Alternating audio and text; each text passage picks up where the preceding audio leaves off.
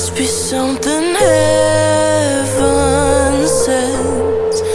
Payback for the love I spent.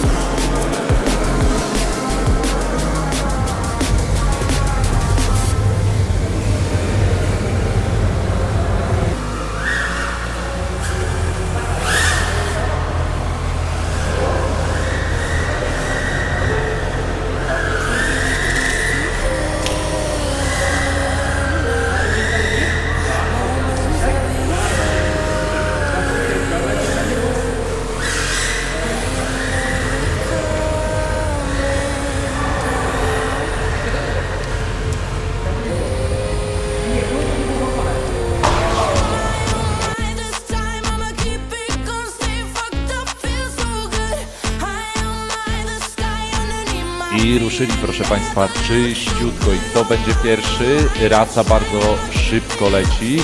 Bones, zanim zaraz leciał Bercik, który teraz został wyprzedzony przez Taret Mati, błąd w tunelu. I dla Groxa i dla Bercika na ostatniej prostej znowu poprawia i znów to nie wychodzi. Kiedy Raca doleciał do mety, nie wiem co tu się wydarzyło. Kirek dajfuje i nadrabia do Groxa i teraz w tym momencie, czy on wyprzedził Groxa, są niemalże równo, ale Kirek przed Groxem. Grox dużo błędów. Pandro, gdzie jest?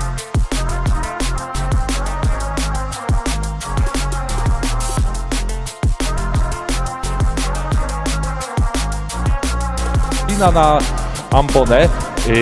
Grox wyprzedza Kirka, teraz Kirek zaczyna trzecie kółko. Grox bardzo, ale to bardzo szybko wspina się na ambonę. Zwolnił trochę, żeby nie popełnić tam błędu. Dive spokojniejszy zrobiony.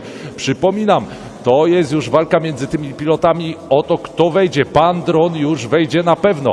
Kirek daleko za Groxem, kwadraty u Groxa i ostatnia półprosta, że tak powiem, i przeszedł przez bramkę jako drugi.